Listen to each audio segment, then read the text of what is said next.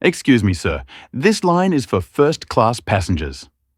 Brittany's tone dripped with contempt as her laughter carried through the terminal. The man she mocked, Avery Montgomery, paused, his soft southern accent hanging in the air like an invitation for ridicule. Passengers glanced over. Some smirked, others looked away. To her, he was just another traveller out of place. To everyone's soon-to-be shock, he was the new owner of the airport she worked for. When the executives rushed in greeting him with deference, Brittany's smirk died. In one breath, her power vanished, and the lesson of her life had just begun. Avery Montgomery never expected to own an airport. Growing up in rural Georgia with his grandmother, after losing both parents in a car accident at age 8, his life had been defined by overcoming obstacles. His childhood home had a leaky roof, unreliable electricity, and was heated by a wood stove in winter, but it was filled with love and determination. "You're twice as smart as any of them, so you'll have to work twice as hard to be seen half as good," his grandmother Eliza would tell him. This wasn't pessimism. It was preparation for a world that would judge him before he opened his mouth and judge him again once he did.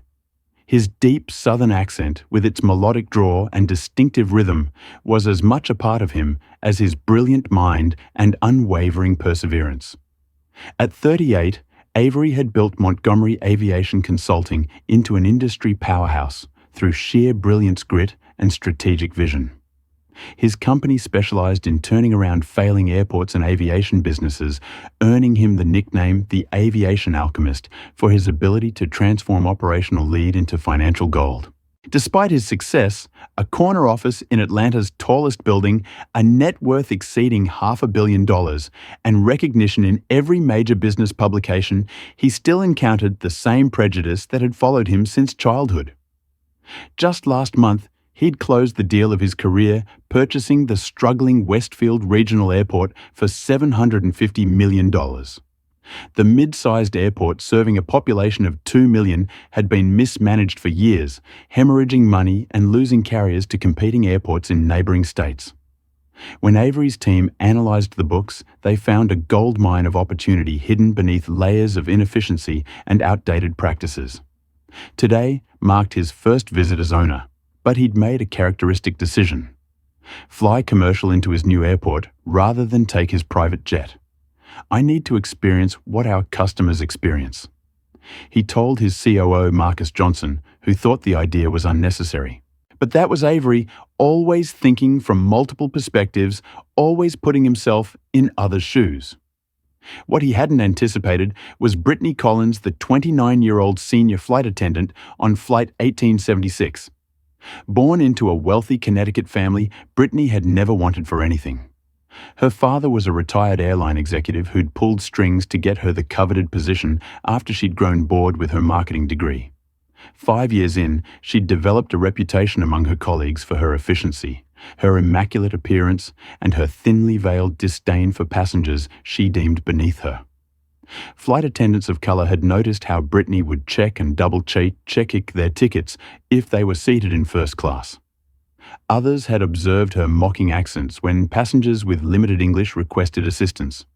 Small complaints had been filed, but nothing ever stuck to Brittany Collins, whose father's name still carried weight in certain circles. If Avery had known this history, perhaps he would have taken his private jet after all. But he didn't believe in special treatment, a value instilled by his grandmother, who'd raised him on a housekeeper's salary after his parents died. "No matter how high you fly, Avery," she'd tell him as she ironed his only good shirt for school.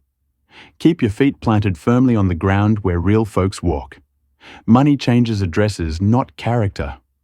Her words echoed in his mind as he prepared for this trip. Eliza Montgomery had passed away 3 years ago, just long enough to see her grandson build his company, but not long enough to witness his greatest achievement. On her deathbed, he'd made her a promise: "I'll always stay humble, Grandma, no matter what." Meanwhile, at Westfield Regional Airport, the board of directors was nervously awaiting their new owner's arrival. Some, like Operations Director Dominic Parker, were excited about the fresh perspective and investment Avery would bring. Others, particularly board member James Sullivan, harboured deep reservations about the airport being owned by a black man, though he carefully couched his concerns in terms of experience and cultural fit. He's a consultant, not an operator, Sullivan had argued in a closed-door meeting the previous day. Theory is different from practice. And frankly, I'm concerned about how our more traditional clients will respond to the change in ownership. What Sullivan really meant was that the predominantly white business travelers who generated the most revenue might be uncomfortable with a black owner, especially one with a thick Southern accent that many Northerners unconsciously associated with lack of education. Little did they know that Avery Montgomery had encountered this prejudice his entire life. From his first-grade teacher, who expressed surprise at his reading ability, to the Harvard admissions officer, who'd asked if he was sure he'd applied to the right school, to the bankers, who'd initially refused to fund his first business venture despite his impeccable business plan. And little did Brittany Collins know that the man boarding her flight today, the one whose accent she would mock and whose presence in first class she would question, was about to change the trajectory of her career and her life in ways she couldn't begin to imagine. The boarding process for Flight 1876 from Atlanta to Westfield was running 15 minutes behind schedule when Avery Montgomery stepped onto the jet bridge. Dressed in a charcoal grey suit that had been tailored to fit his athletic frame perfectly, he could have easily been mistaken for a professional athlete rather than a business mogul. He carried a leather messenger bag containing his laptop and the final documents for the airport acquisition, which he planned to review during the flight. Brittany Collins stood at the aircraft door greeting passengers with a practiced smile that didn't quite reach her eyes. Her blonde hair was pulled back in a regulation bun, her makeup flawless, her navy uniform pressed to perfection. "Good morning," she said automatically as Avery approached. Her eyes flicked down to the boarding pass on his phone, noting the seat assignment 2A First Class. A barely perceptible frown crossed her features. Avery noticed it immediately. He'd grown sensitive to these micro-expressions over years of business negotiations and encounters with prejudice. "Good morning, ma'am," he replied with genuine warmth, his Georgia accent prominent but his diction precise. "Looking forward to a smooth flight today." Brittany's smile tightened. "Sir, this is first-class boarding," she said, emphasizing each word slightly as if speaking to someone who might have difficulty understanding. Avery held up his phone. "Yes, ma'am. Seat 2A." She glanced at the boarding pass again, then at him, surprise briefly registering on her face before she gestured him through with slightly less enthusiasm than she'd shown to the white passengers before him. As Avery made his way down the aisle, he was engaged in an important phone call with his legal team, discussing last-minute details about the airport acquisition. "Now, William, I need you to ensure those environmental impact assessments are thoroughly reviewed before we sign off on any terminal expansion plans," he was saying as he reached his seat. He gestured to his carry-on bag and mouthed, "Help, please," to Brittany, who was now in the cabin assisting other first-class passengers with genuine enthusiasm. She pretended not to see him. Avery continued his call while trying to manage his bag and find space in the overhead compartment, which was filling quickly. "Excuse me?" he said, covering the phone briefly. "Would you mind giving me a hand with this bag? I'm trying to finish this call." Brittany turned to him with obvious reluctance. "Sir, if you can't handle your own luggage, perhaps you should check it next time," she said loudly enough for nearby passengers to hear. An older white man across the aisle chuckled. A woman 2 rows back looked uncomfortable. "I'm happy to wait," Avery said politely, still holding the phone. "Just didn't want to hold up the boarding process." "Well, we are running behind," Brittany replied with exaggerated patience. She reached for his bag with a sigh, then added under her breath, but loud enough for others to hear, "I swear some people think first class means first-grade service." As she lifted his bag, she turned to another flight attendant and mimicked his accent. "Well, I am just trying to finish my call, y'all." The other flight attendant, a younger woman named Melissa, looked mortified but didn't say anything. Avery pretended not to hear as he continued his call, but the businessman inside him took mental notes. This wasn't just poor customer service. It was blatant discrimination. From the cockpit first officer, Terran Williams had witnessed the exchange. A 15-year veteran pilot who had experienced his share of discrimination in the overwhelmingly white male cockpit culture. Terence recognized Avery Montgomery immediately. He had read about the airport acquisition in Aviation Weekly and had followed Montgomery's career as one of the few black executives in the industry. He wanted to say something, but knew from experience that confronting such behavior often led to being labeled as difficult or pulling the race card. Throughout the flight, the pattern continued. When the beverage service began, Brittany served every first-class passenger personally except Avery, whose order she delegated to Melissa. When Ava's tray table had a minor issue, Brittany told him perhaps economy would be more his speed on his next flight. When he asked for a pen to sign some documents, she tossed one onto his tray, rather than handing it to him as she'd done for others. Each time Avery responded with calm dignity, never rising to the bait, but documenting everything discreetly on his phone. He'd learned long ago that maintaining composure in the face of prejudice was both a practical strategy and a personal victory. They expect anger, his grandmother had taught him. Surprise them with excellence and dignity instead. As the plane began its final approach to Westfield Regional Airport, his airport Avery gazed out the window at the sprawling facility below. He could see the main terminal where inefficient passenger flow created bottlenecks, the poorly positioned cargo area that added unnecessary transit time, and the underutilized western section that could be developed to increase capacity by 30%. What others saw as problems, Avery saw as opportunities. And what Brittany Collins saw as just another passenger to belittle was, in fact, the man who now signed her paychecks. The plane touched down on runway 27 at precisely 11:42 a.m. As passengers prepared to disembark, Brittany made one final announcement thanking everyone for flying with them today. When she reached Avery's row, she added with a smirk, "Hope you enjoyed your first-class experience, sir. Maybe next time you'll feel more comfortable." Avery simply smiled and responded, "I suspect things will be different next time. You have yourself a blessed day now." He had no idea how prophetic those words would prove to be. The jet bridge connected to the aircraft with a mechanical thunk as passengers gathered their belongings. Avery waited patiently, observing how Brittany continued to fawn over the white first-class passengers while barely acknowledging him as he prepared to exit. "Thank you for flying with us today, Mr. Kensington. We hope to see you again soon," she said warmly to the elderly man across the aisle who had chuckled at her earlier mockery. When Avery passed, she merely gave a tight-lipped nod, already turning her attention to the passenger behind him.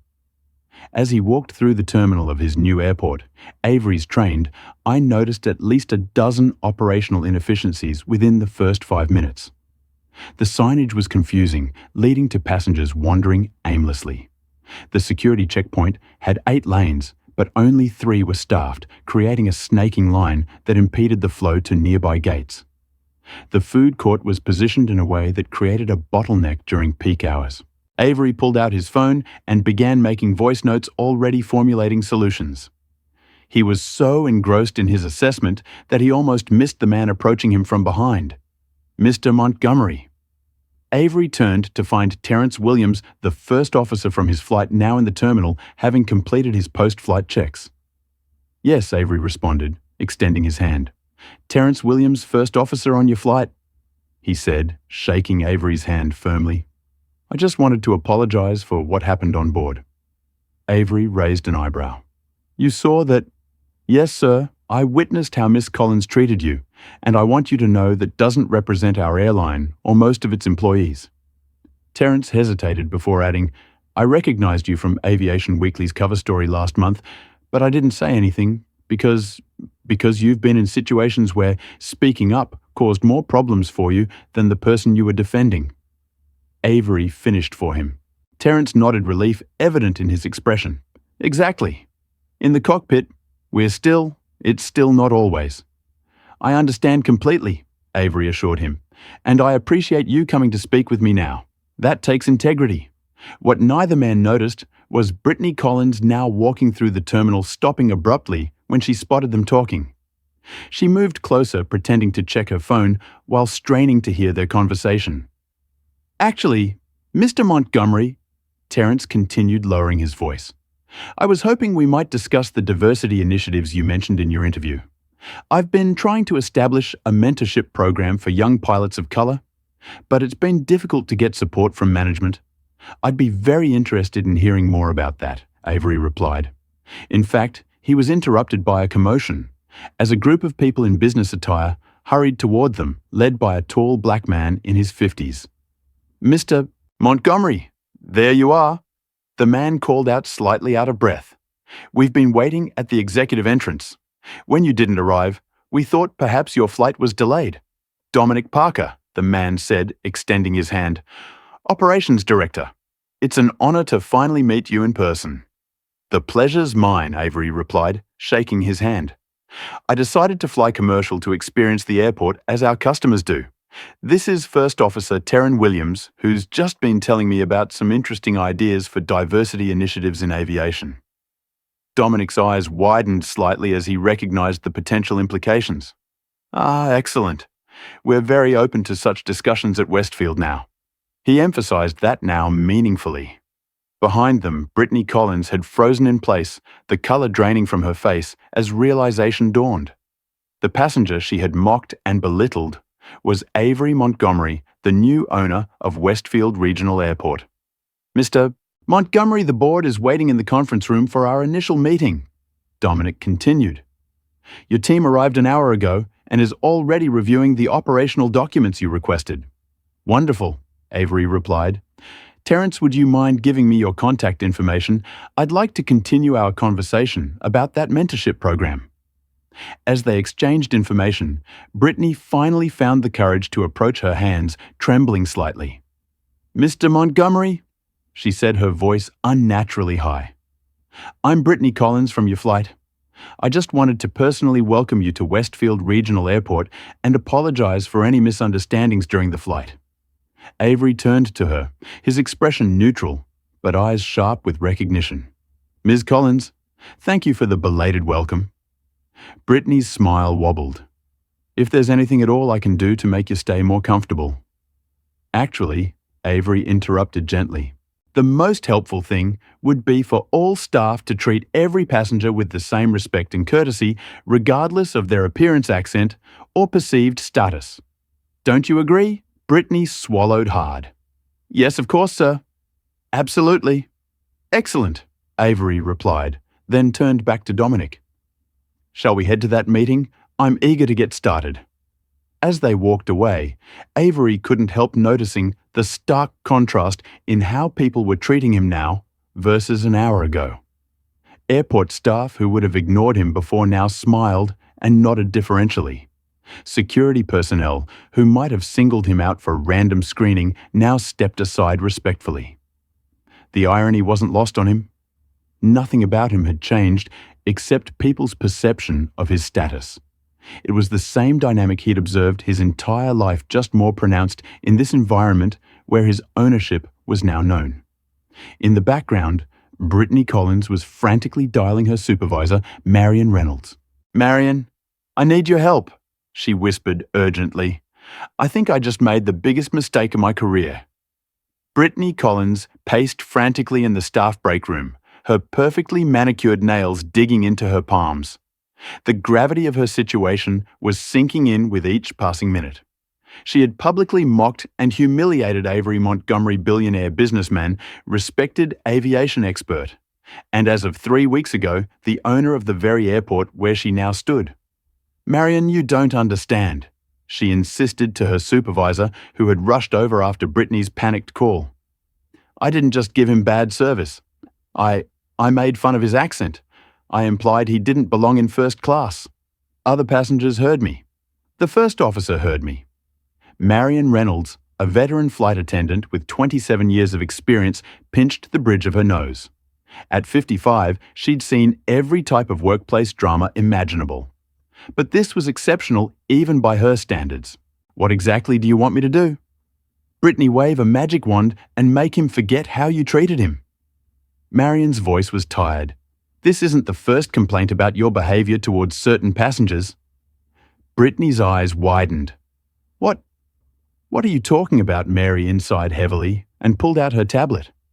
3 complaints in the last 6 months about discriminatory treatment.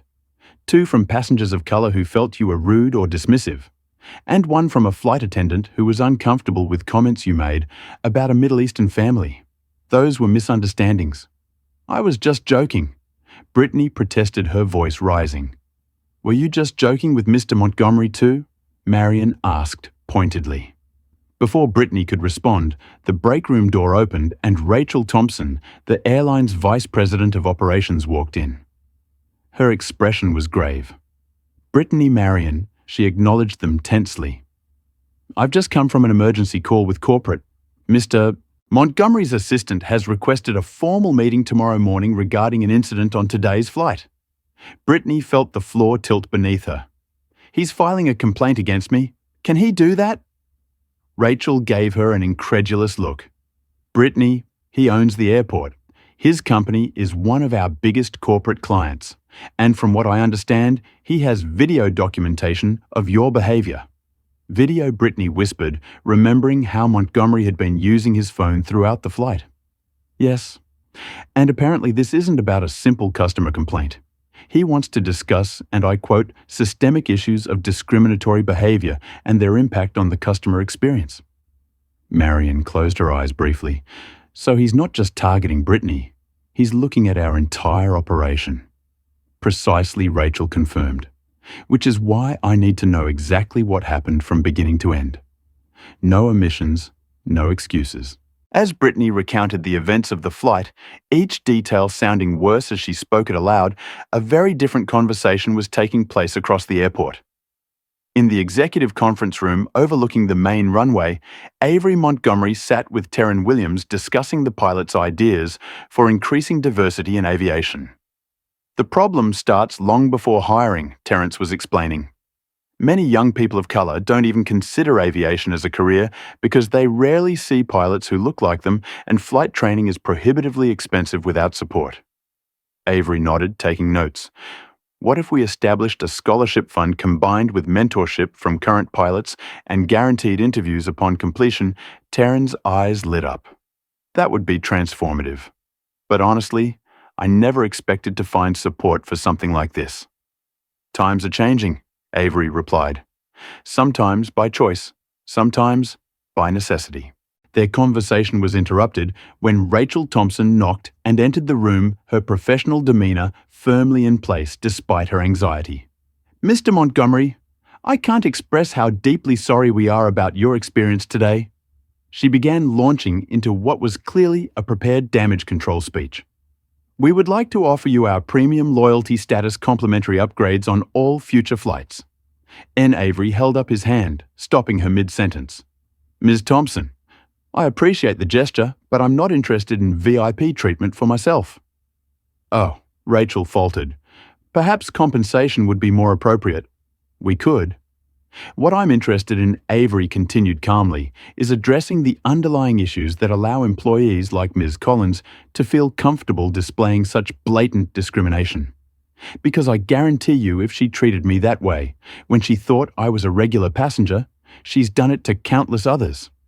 Rachel shifted uncomfortably. I understand your concern, Mr. Montgomery, and we take these matters very seriously. But I want to assure you that Miss Collins's behavior is not representative of our airline's values. Isn't it, though? Terrence interjected, then looked to Avery. Sorry, sir. I didn't mean to speak out of turn. No apology necessary, Avery assured him. Please continue. Terrence turned back to Rachel. I filed 3 reports about Ms. Collins's behavior toward passengers of color in the past year. Nothing was done. When I asked about it, I was told there was insufficient evidence and that I should focus on flying the plane. Rachel's face flushed. I wasn't aware of those reports. That's part of the problem. Avery noted, these incidents are treated as isolated, rather than indicative of broader issues. I'd like to schedule a formal meeting tomorrow with your senior leadership team, and I'd like Ms. Collins to be present. Meanwhile, back in the break room, Marion was delivering some hard truths to Brittany. You need to understand the severity of this situation, Marion said firmly. This isn't just about your job anymore. Your behavior could damage the airline's relationship with the airport, affecting hundreds of employees. But it was just one mistake. I've been an exemplary employee otherwise, Brittany protested. Marion arched an eyebrow. Have you? Because I've been reviewing your file and there's a pattern here that you've been getting away with because no one important enough complained until now. Brittany's phone chimed with a calendar invitation incident review meeting, 9:00 a.m. tomorrow, executive conference room. The reality of her situation finally hit her full force. What do I do? She whispered, genuine fear in her voice. You show up, you take responsibility, and you pray that Mr. Montgomery is more forgiving than you deserve. Marion answered bluntly. As the day's events unfolded across Westfield Regional Airport, the power dynamics were shifting in real time. Employees who had previously ignored or tolerated discriminatory behavior were suddenly concerned about accountability.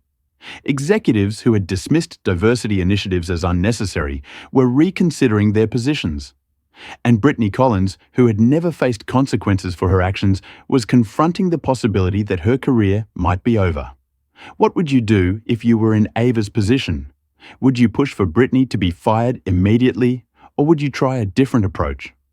Comment with the fire her if you think she deserves immediate termination, or TE if you believe in second chances with accountability. Hit that like button if you've ever had to maintain your dignity in the face of discrimination, and subscribe to see how this confrontation unfolds in tomorrow's meeting. Will Avery seek revenge, or does he have something more constructive in mind? What would you do if someone who disrespected you suddenly discovered you held power over their career?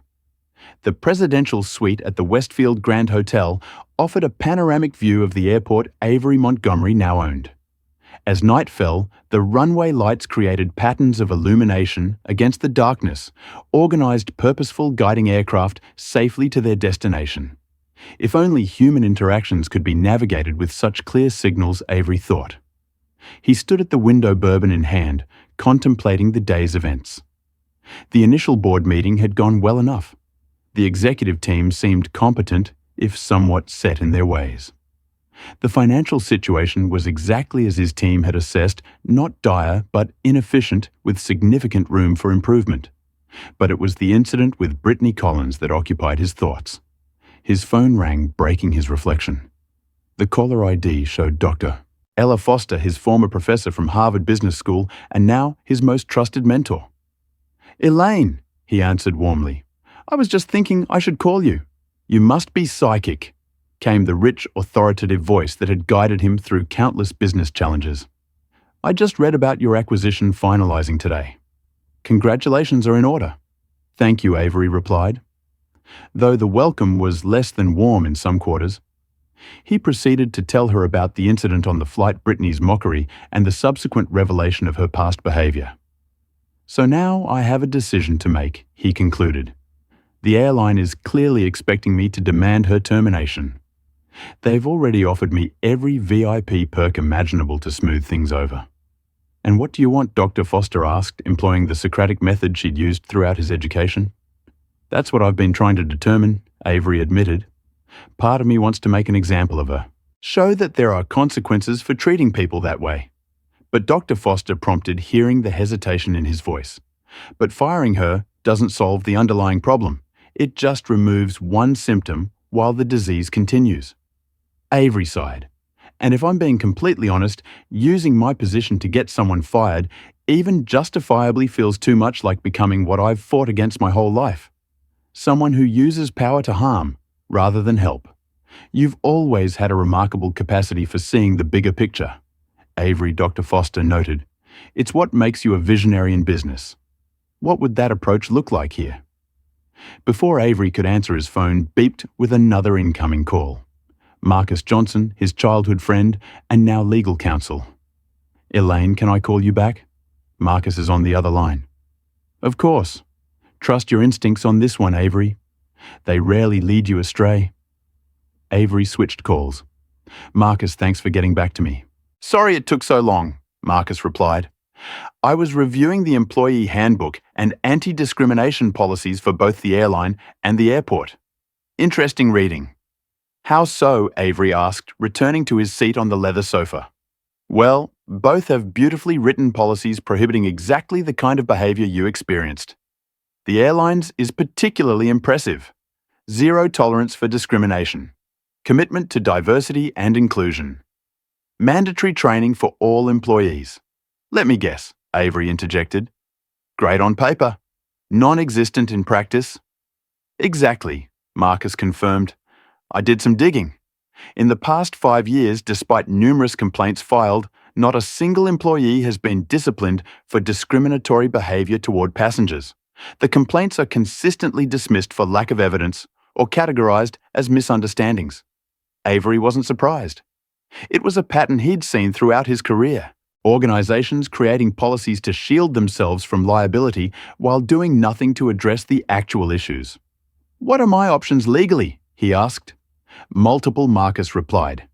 As the passenger, you could file a formal discrimination complaint with the Department of Transportation. As the airport owner, you could cite breach of conduct clauses in their operating agreement. Either way, they'd likely settle immediately to avoid publicity, and Brittany Collins would almost certainly be terminated. The airline would need a scapegoat, and she's the obvious choice. Avery fell silent, considering the implications. The scenario Marcus described would punish Brittany while allowing the system that enabled her to continue unchanged. It wasn't justice, it was damage control. His thoughts were interrupted by another call, this time from his executive assistant, informing him that the airline CEO, Richard Wilson, had requested a private meeting before tomorrow's formal discussion. After ending the call, Avery found himself reflecting on similar incidents throughout his life and career. He remembered being a 19-year-old college student working as an intern at a prestigious consulting firm. His supervisor had repeatedly mocked his accent, assigned him menial tasks despite his qualifications, and accidentally excluded him from important meetings.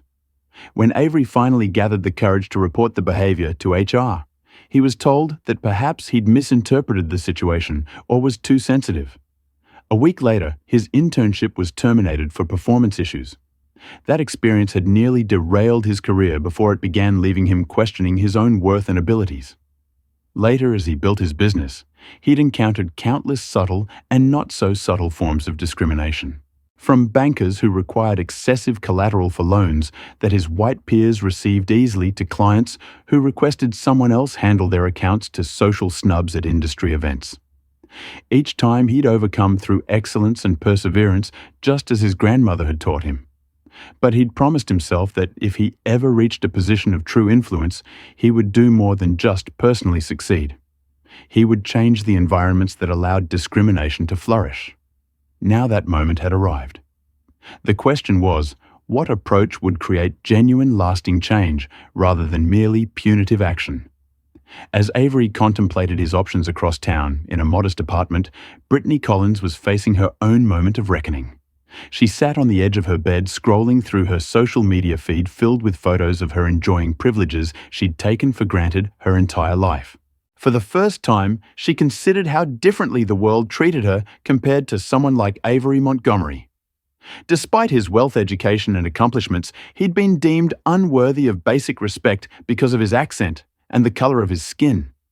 Meanwhile, she'd coasted through life on advantages she'd never earned or even acknowledged. The realization wasn't comfortable, but it was necessary. As the gravity of tomorrow's meeting loomed, Brittany Collins began to understand that the real issue wasn't whether she'd lose her job. It was whether she'd ever truly deserved it in the first place. The executive conference room at Westfield Regional Airport had been designed to impress with its 20-foot ceiling wall of windows overlooking the runways and massive mahogany table that could seat 30. Today, however, the grandeur only seemed to amplify the tension as attendees filed in for the 9 a.m. meeting. Avery Montgomery had deliberately arrived 15 minutes early, choosing a seat that allowed him to observe each person's entrance. He wanted to see their unguarded reactions, the micro-expressions and body language that often revealed more than words. Richard Wilson, the airline CEO, entered first, flanked by Rachel Thompson, and two men Avery presumed were legal counsel. Wilson was in his 60s with silver hair and the confident bearing of someone unaccustomed to accountability. His private meeting request the previous evening had been declined. Avery preferred transparency over backroom discussions. Next came Marion Reynolds, Brittany's supervisor, looking professional, but visibly uncomfortable. She was followed by 3 other airline executives, each carrying tablets and wearing expressions of carefully cultivated neutrality. Terrence Williams arrived, hesitating briefly at the doorway before Avery waved him in. "I wasn't sure if I should be here," Terrence admitted quietly as he took a seat beside Avery. "Your perspective is essential," Avery assured him. "Thank you for having the courage to participate." The last to arrive was Brittany Collins. She entered tentatively, her usually confident stride reduced to small uncertain steps. She'd chosen a conservative black pants suit rather than her uniform, her hair pulled back severely, her makeup minimal. The transformation from the arrogant flight attendant of yesterday to this subdued figure was remarkable. Avery noted with interest that nobody from the airline acknowledged her presence or offered her a supportive word. She was already being isolated, the sacrifice to be offered if necessary. "Thank you all for coming." Avery began once everyone was seated. "I've asked for this meeting to address an incident that occurred on yesterday's flight, but more importantly, to discuss the underlying issues it represents." Richard Wilson cleared his throat. "Mr. Montgomery, before we begin, I want to express our deepest apologies for any discomfort you experienced. This incident is completely inconsistent with our company values, and we, with all due respect," Mr. Wilson Avery interrupted gently. "I prefer to start with facts rather than apologies. Would you mind if I presented what occurred first?" Wilson looked taken aback, but nodded. "Of course." Avery opened his laptop and connected it to the room's display system. "I've compiled a video documenting my experience yesterday." What followed was a carefully edited 3-minute compilation showing Brittany's behavior throughout the flight, captured discreetly from Avery's perspective. Her mockery of his accent, her dismissive treatment, her comments to other staff members, all were presented without commentary. The raw footage speaking for itself. The room fell silent as the video ended. Brittany stared at the table, her face flushed with shame. Richard Wilson and his team looked stunned, clearly having expected something less damning. "That's deeply disturbing," Wilson finally said. "Miss Collins, this behavior is grounds for immediate termination." "We will, of course, if I may," Avery interrupted again. "I haven't finished my presentation." He pulled up another file, a spreadsheet showing complaints filed against the airline for discriminatory treatment over the past 5 years, categorized by outcome. The pattern was unmistakable. Hundreds of complaints, 0 disciplinary actions. "Where did you get this information?" One of the legal counselors demanded. "Public records primarily," Avery replied calmly. "The Department of Transportation publishes complaint data. I simply cross-referenced it with court filings and internal records that became available during my acquisition due diligence." He turned to face the airline executives directly. "This isn't about one flight attendant. This is about a corporate culture that enables discrimination while maintaining the appearance of opposing it." Terrence Williams, who had been silent until now, spoke up. "Mr. Montgomery's experience wasn't unusual. I've witnessed similar incidents, repeatedly reported them through proper channels, and seen them disappear into the void." Richard Wilson's expression hardened. "That's a serious allegation, Mr. Williams. Our airline has been recognized for its diversity initiatives." "Recognition based on policies, not practices," Avery noted. "I'm curious, what percentage of your pilots are people of color?" Wilson shifted uncomfortably. "I don't have those exact figures." 4% Terrence supplied, compared to 13% in the general population and senior leadership. Avery pressed 2%, Terrence continued. "One executive vice president who is Asian American." The tension in the room was palpable. Rachel Thompson, sensing the conversation spiraling beyond damage control, attempted to redirect. "Mr. Montgomery, we sincerely appreciate you bringing these concerns to our attention. Perhaps we could discuss a suitable resolution. We're prepared to offer compensation for your negative experience, along with a commitment to reviewing our procedures." Avery smiled slightly. "Ms. Thompson, I'm not interested in compensation. What I'm proposing is a partnership." This clearly wasn't what anyone had expected. Richard Wilson leaned forward, intrigued, despite himself. What kind of partnership? A comprehensive overhaul of how we approach these issues, Avery explained. Not just diversity training that checks a box, but structural changes to recruitment, advancement, accountability, and corporate culture. He turned to Brittany, who had remained silent throughout. Miss Collins, I have a question for you. Why did you treat me the way you did yesterday? All eyes turned to Brittany. She looked up startled at being directly addressed.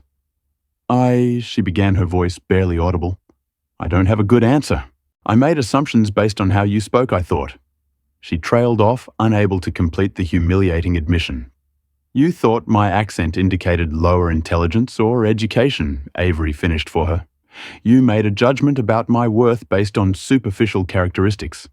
And you felt comfortable expressing that judgment because the environment allowed it. Brittany nodded, tears welling in her eyes. Yes, I'm truly sorry, Mr. Montgomery. What I did was inexcusable. Actually, Avery said thoughtfully, what's inexcusable is that no one ever taught you why it was wrong. You've been allowed, perhaps even encouraged, to believe that certain ways of speaking, looking, or being are inherently superior to others. He addressed the room at large. I'm not interested in punishing Miss Collins. I'm interested in transforming the system that shaped her beliefs and enabled her behavior.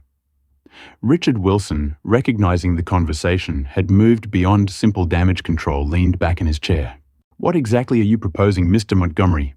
A 3-part initiative, Avery replied promptly. First, mandatory cultural competency training for all staff, not the superficial kind you've been doing, but comprehensive education with ongoing assessment. Second, structural changes to recruitment and advancement practices to address the disparities Mr. Williams highlighted. And third, a complete overhaul of how discrimination complaints are handled with transparent reporting and genuine accountability. That's ambitious, Wilson said carefully. It's necessary, Avery countered. And as the owner of this airport and a major client of your airline, I'm in a position to insist on it. The implications hung in the air. Wilson glanced at his legal team, who nodded almost imperceptibly. And Miss Collins? Wilson asked, still expecting some demand for her termination. Avery turned to Brittany. Ms. Collins has a unique perspective now. She's experienced both sides of this issue, perpetrating discrimination and facing its consequences. That makes her particularly qualified to contribute to our initiative. Brittany looked up in shock. You want me to help? I want you to learn, grow, and then help others do the same. Avery clarified, starting with developing a case study based on this incident for use in training. For the first time since the meeting began, Brittany's expression showed something other than shame, a glimmer of purpose. As the discussion continued, outlining specifics of the initiative and establishing timelines, a shift occurred in the room.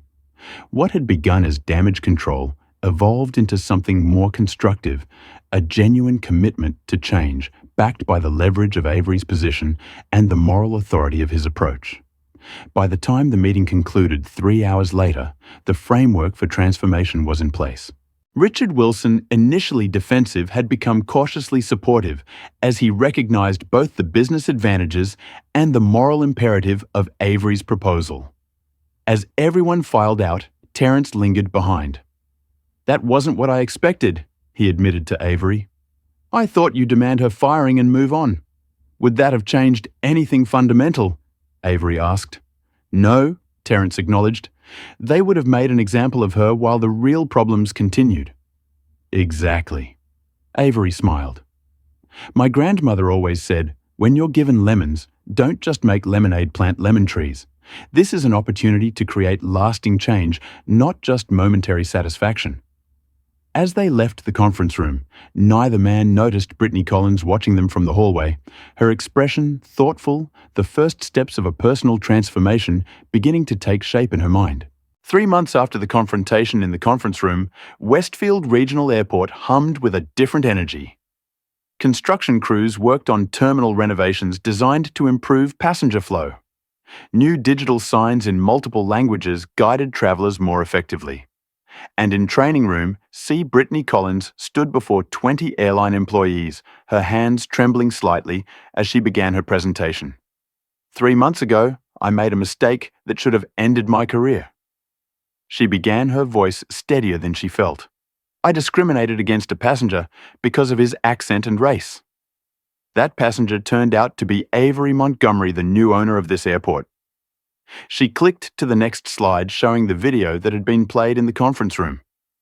Watching herself mock Avery's accent still made her stomach clench with shame. "But this story isn't about how I almost got fired," she continued. "It's about how discrimination hurts real people, damages businesses, and diminishes us all. And it's about how we can do better." From the back of the room, Dr. Jasmine Carter observed with professional interest.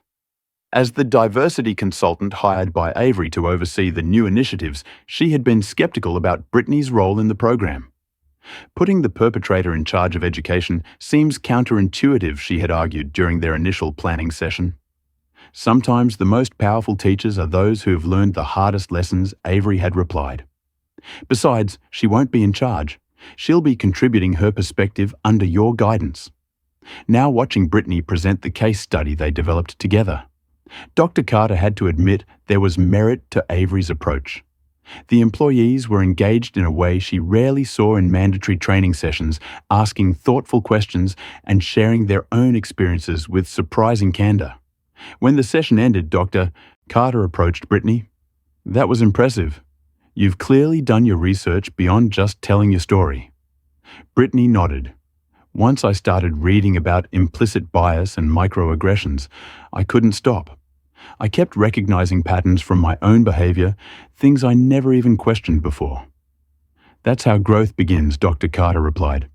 "Recognition leads to reflection, which enables change." Across the airport in the executive offices, Avery was meeting with Terrence Williams, now promoted to Director of Pilot Recruitment and Diversity Initiatives. They were reviewing applications for the first cohort of the Montgomery Aviation Scholarship Program.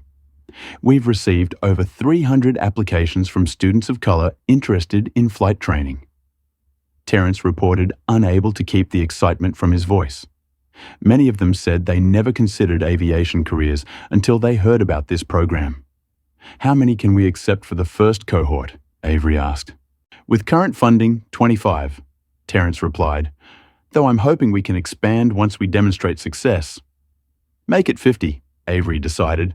"I'll cover the additional funding personally until we can secure more corporate sponsors." Terrence blinked in surprise. "That's extremely generous, but it's not generosity. It's investment," Avery corrected him. "Every talented person excluded from this industry represents lost innovation perspective and potential. We can't afford to wait." As their meeting concluded, Marion Reynolds arrived for her scheduled appointment. As Brittany's former supervisor, she'd been instrumental in implementing the new complaint handling procedures. "The anonymous reporting system is working better than expected," she reported. "We've received 37 reports in the first month, more than we used to get in a year." "And the response process?" Avery inquired. "Each report is reviewed within 48 hours with action steps determined within 5 business days." Marion confirmed. "The Oversight Committee ensures nothing gets buried or dismissed without proper investigation." "Any resistance from management?" Avery asked, knowing that changing entrenched systems often met with backlash. Marion hesitated. "Some, particularly from James Sullivan on your board and a few airline executives who see it as excessive regulation of employee behavior." Avery nodded thoughtfully. He'd expected this. Meaningful change was rarely embraced by everyone, especially those who benefited from the status quo. Not all the changes were formal or structural. Throughout the airport, subtle shifts in culture were becoming evident. Gate agents who previously might have called security on passengers who didn't look like they belonged in first class now checked their assumptions. Flight crews who once ignored or tolerated discriminatory comments now addressed them directly. For Brittany Collins, the transformation was both professional and deeply personal.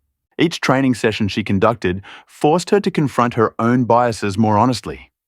Each conversation with Dr. Carter expanded her understanding of experiences unlike her own. She began to see how her privileged background had shaped her worldview, creating blind spots she'd never recognized.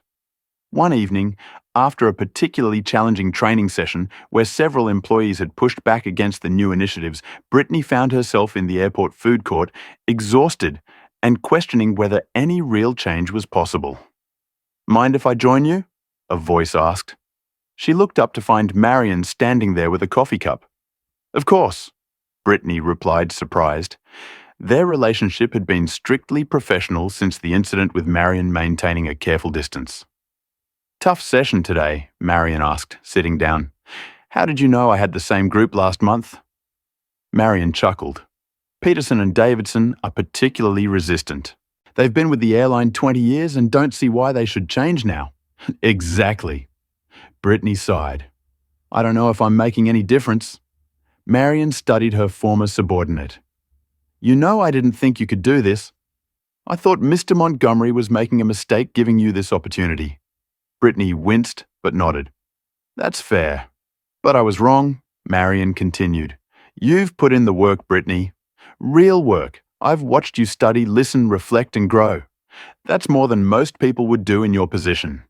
"I had a choice between growth or denial," Brittany replied.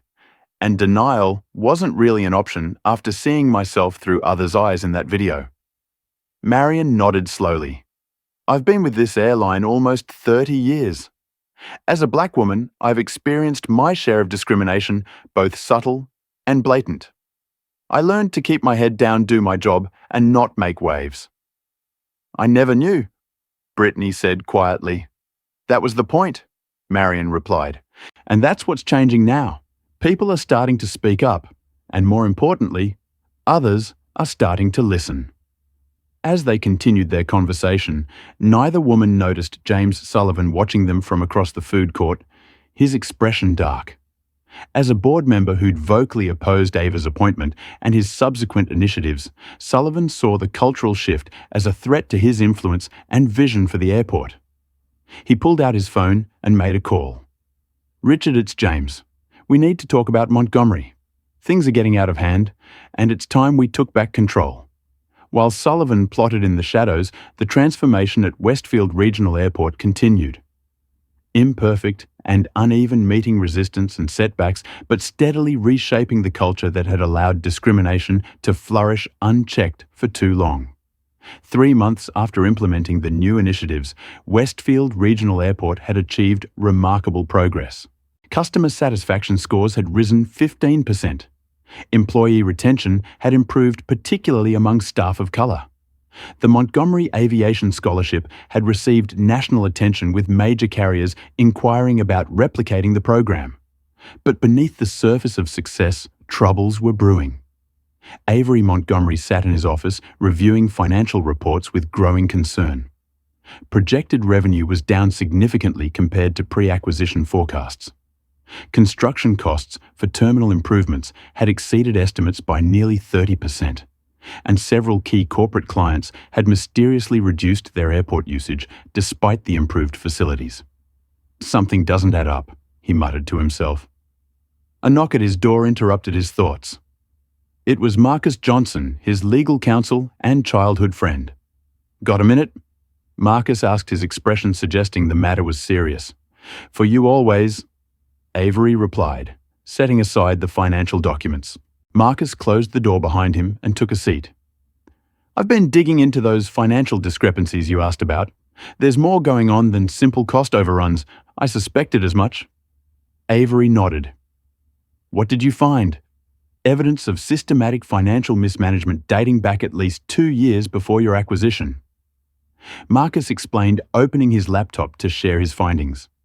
Inflated contracts with specific vendors, unexplained consulting fees to shell companies, and deliberate underreporting of maintenance issues that are now becoming critical. Avery leaned forward, studying the data. Who had authorization for these expenditures?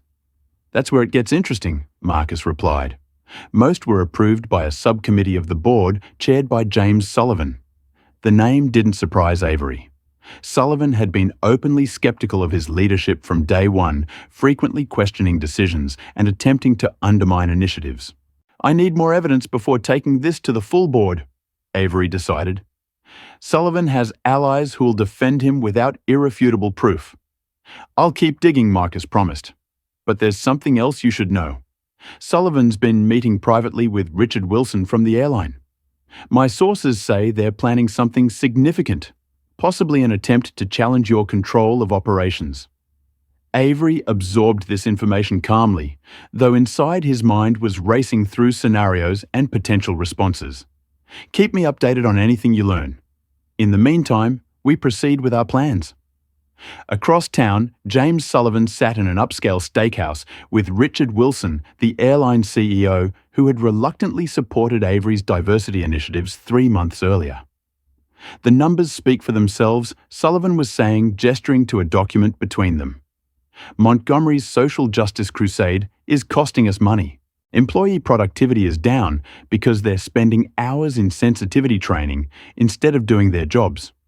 Corporate clients are uncomfortable with the new woke environment, and his renovation plans are financially unsustainable. Wilson nodded thoughtfully, swirling his bourbon. His scholarship program has generated positive press for the airline. Our board is pleased with the publicity. Short-term thinking, Sullivan dismissed with a wave. What happens when those scholarship recipients expect actual jobs? When they demand equal pay and treatment, the costs will far outweigh the PR benefits. What exactly are you proposing? Wilson asked directly. An emergency board meeting to remove Montgomery as CEO, Sullivan replied. I've already secured support from 4 board members. With the airline's vote, we'd have a majority. Wilson hesitated. On what grounds? Financial mismanagement and failure to fulfill fiduciary duty, Sullivan explained. The renovation overruns alone provide sufficient cause. We remove him, install interim leadership, and quietly roll back the most costly initiatives while maintaining the appearance of progress. Back at the airport, Brittany Collins was finishing her final training session of the day when she overheard a conversation that made her blood run cold. Walking past a partially open conference room door, she heard Sullivan's unmistakable voice. Montgomery thinks he can change everything overnight just because he owns the place. Sullivan was saying to someone she couldn't see. But he'll learn that some of us aren't going to let a southern boy with a fancy degree tell us how to run our airport. We built this place, and we're not about to let it be destroyed by diversity quotas and sensitivity training. The response came from Peterson, one of the resistant employees from her training sessions. The emergency board meeting is set for Friday then. Yes, Sullivan confirmed. By this time next week, Avery Montgomery will be nothing but an investor with no operational control, and we can get back to running this place properly. Brittany stepped back, heart racing. Her immediate instinct was to distance herself from the situation to protect her newly secure position and avoid getting involved in executive politics. After all, what did it matter to her who ran the airport? But as she walked away, images flashed through her mind. Avery's calm dignity in the face of her mockery, his unexpected choice to give her a second chance, the genuine changes she'd witnessed in both herself and others through his initiatives. She thought of Terrence Williams, now thriving in his new role, and Dr. Carter's passionate belief that real change was possible with the right leadership. She realized she faced a moral choice that would define who she was becoming. Could she remain silent while Sullivan sabotaged everything they'd built? Or would she find the courage to stand up for what was right, even at personal risk? Meanwhile, Terran Williams was making a discovery of his own. While reviewing historical hiring data for his diversity report, he'd uncovered patterns that went beyond unconscious bias into the territory of deliberate discrimination. Look at this, he explained to Dr. Carter, showing her his analysis. When you control for qualifications and experienced candidates with names typically associated with minorities, we're 87% less likely to receive interviews. This isn't random, it's systematic. And these decisions were made by Dr. Carter asked, though she suspected the answer. The hiring committee chaired by James Sullivan until Mr. Montgomery restructured it last month. Terrence confirmed. I found similar patterns in promotion decisions, contract awards to minority-owned businesses, and even which employee complaints were addressed versus ignored. This is explosive, Dr. Carter noted. Does Avery know? Not yet, Terrence replied. I wanted to verify my analysis before bringing it to him. "You should take this to him immediately," Dr. Carter advised, especially given what I've been hearing about Sullivan's behind-the-scenes maneuvering. As these separate threads converged, the stage was being set for a confrontation that would determine not just the future of Westfield Regional Airport, but whether the transformation Avery Montgomery had initiated would take root or be uprooted before it could truly flourish. In his hotel suite that evening, Avery received a surprising message request from Brittany Collins. "Need to speak with you urgently about James Sullivan. Have information about planned board action against you." Minutes later, his phone rang with a call from Terence. "Mr. Montgomery, I've uncovered evidence of systematic discrimination in hiring practices under Sullivan's leadership. We need to meet as soon as possible." And finally, an email from Marcus. "Found the smoking gun. Sullivan's been deliberately sabotaging financials to create pretext for your removal. Emergency board meeting called for Friday without your knowledge. Call me." As Avery absorbed these developments, he didn't panic or rush to defensive action. Instead, he felt a calm clarity. The same clarity he'd experienced in countless business negotiations when he realized he held cards his opponents didn't know about. Sullivan and his allies had made a critical mistake. They'd assumed Avery's focus on diversity and inclusion meant he lacked the strategic acumen and ruthlessness needed to defeat a boardroom coup. They'd mistaken his compassion for weakness, his inclusivity for naivety. They were about to discover just how wrong they were. Friday morning arrived with a tension that seemed to permeate every corner of Westfield Regional Airport. Employees whispered about the emergency board meeting speculation, running rampant about its purpose and potential outcomes. Few knew the true agenda, a calculated attempt to remove Avery Montgomery from operational control of the airport he owned. The boardroom filled gradually. James Sullivan arrived first impeccably dressed and radiating confidence as he arranged papers at the head of the table, symbolically taking the position typically reserved for Avery. Richard Wilson and 3 airline executives entered next, followed by board members who had allied with Sullivan. Conspicuously absent was Avery Montgomery himself. "Shouldn't we wait for Montgomery?" asked one board member nervously. Sullivan checked his watch with exaggerated patience. "We've given him ample time to arrive. His absence only underscores the concerns that prompted this meeting." He nodded to his assistant, who distributed folders to each attendee. "The financial data speaks for itself. Construction overruns declining revenue projections, corporate client dissatisfaction. Montgomery's inexperience in airport operations is causing measurable damage to our bottom line and reputation." The board members opened their folders murmuring as they reviewed the carefully curated data Sullivan had prepared. "I move that we invoke Section 7.3 of the Ownership Agreement." Sullivan continued smoothly removing Avery Montgomery as CEO while maintaining his investor status. "This would allow us to install experienced leadership to correct course before further damage occurs." Richard Wilson frowned slightly. "This seems precipitous. Perhaps we should." The boardroom doors swung open. Avery Montgomery walked in, dressed not in his usual impeccable suit, but casual business attire, a subtle signal that this was not the formal meeting Sullivan had planned. Behind him came Marcus Johnson, Terence Williams, Dr. Jasmine Carter, and to everyone's visible surprise, Brittany Collins. "Gentlemen, ladies," Avery greeted them cordially. "I apologize for the confusion. It seems there was a miscommunication about this meeting's purpose and authority." Sullivan's expression hardened. "There's no confusion, Montgomery. As board chairman, I have the authority to call emergency sessions when circumstances warrant. As chairman of a subcommittee," Avery corrected calmly, "you have authority to call subcommittee meetings. Full board meetings require my approval as CEO and majority owner." He placed his own stack of folders on the table. "However, since we're all here, I'm happy to address the concerns you've raised, and several you haven't." The atmosphere in the room shifted perceptibly as Avery distributed his materials with calm precision. "You'll find 3 sections in these packets," he explained. "The first addresses the financial discrepancies Mr. Sullivan has presented. You'll note that the construction overruns he cites were primarily due to previously deferred maintenance issues that were deliberately concealed during the acquisition process by a committee chaired by Mr. Sullivan. Sullivan's face flushed. That's preposterous. You can't possibly.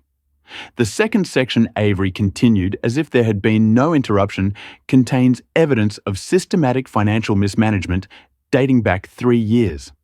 Specifically, inflated contracts with vendors connected to board members' consulting fees paid to shell companies that trace back to relatives of airport executives and deliberate underreporting of critical infrastructure needs.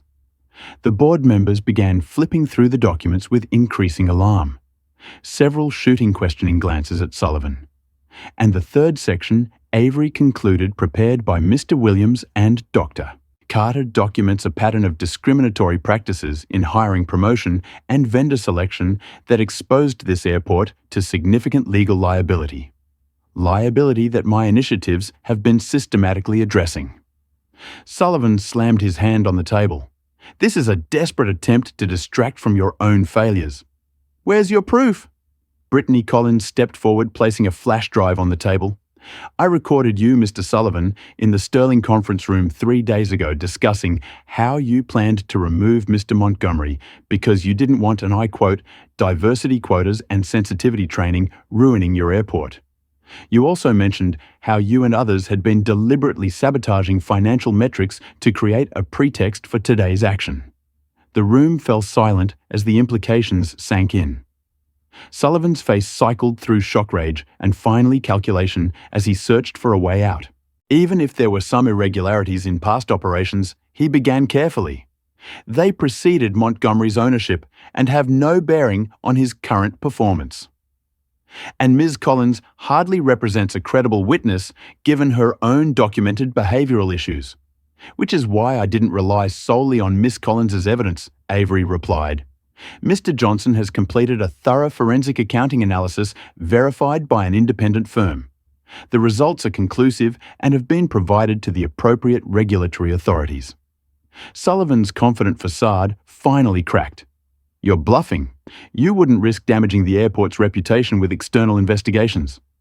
I'm not bluffing, Avery said simply, and I'm not afraid of short-term disruption in service of long-term integrity. That's the difference between us, James. You see diversity initiatives as PR exercises. I see them as essential to building a sustainable, ethical business. He turned to address the full board. I didn't come here today to defend my leadership. I came to offer each of you a choice. Those who have participated in or knowingly permitted discrimination, financial misconduct, or deliberate sabotage can resign immediately with standard severance packages and without public disclosure of their specific actions. Avery paused, letting the offer sink in. Those who choose to stay will commit to the highest standards of ethical conduct and genuine support for our initiatives, not just public support, real measurable action. Richard Wilson, who had been conspicuously silent, finally spoke. And what about the airline's concerns about operational changes affecting our business? I've addressed those in detail on page 17, Avery replied. The data shows that after initial adjustment periods, efficiency has improved by 12%, customer complaints have decreased by 27%, and employee retention has stabilized for the first time in 5 years. He leaned forward slightly. The question isn't whether we can afford these initiatives, Richard. It's whether we can afford not to implement them. The room fell silent as board members exchanged glances, a subtle realignment of allegiances occurring in real time. Sullivan, seeing his support evaporating, made one final attempt. This is still a business, not a social experiment, he argued. Our primary responsibility is to shareholders, not social justice. Those aren't mutually exclusive, Avery countered.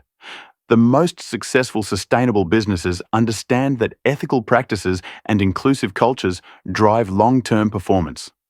What's failed is the zero-sum thinking that says we must choose between doing right and doing well. The debate continued for another hour, but the outcome was inevitable.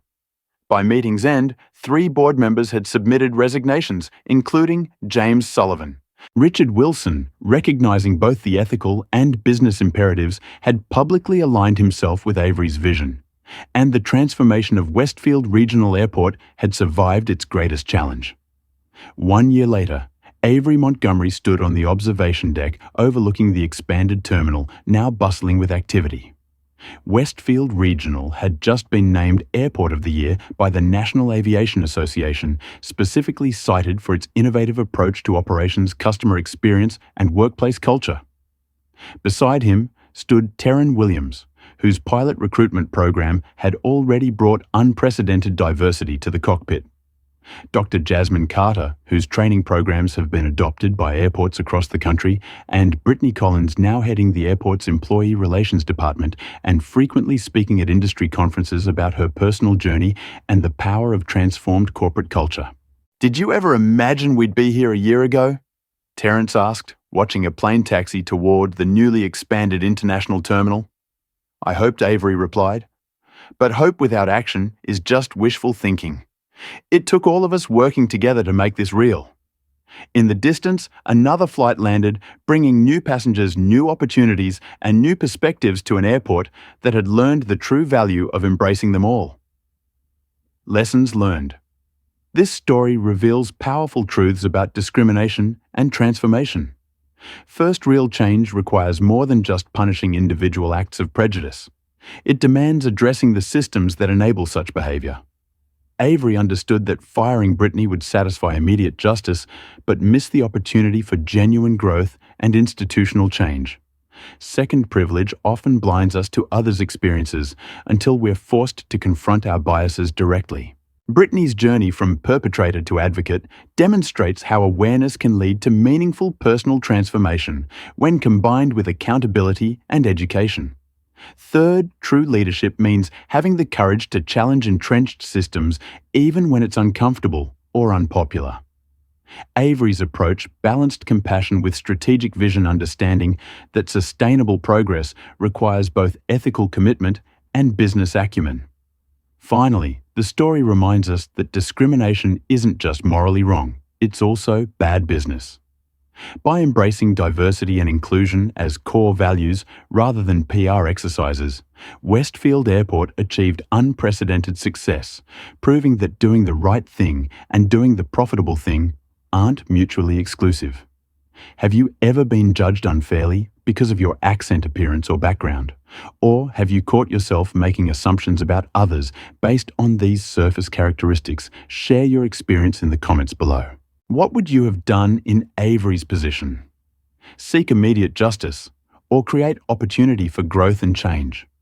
If this story about overcoming racism and transforming workplace culture resonated with you, please hit that like button and subscribe for more powerful stories that challenge our perspectives.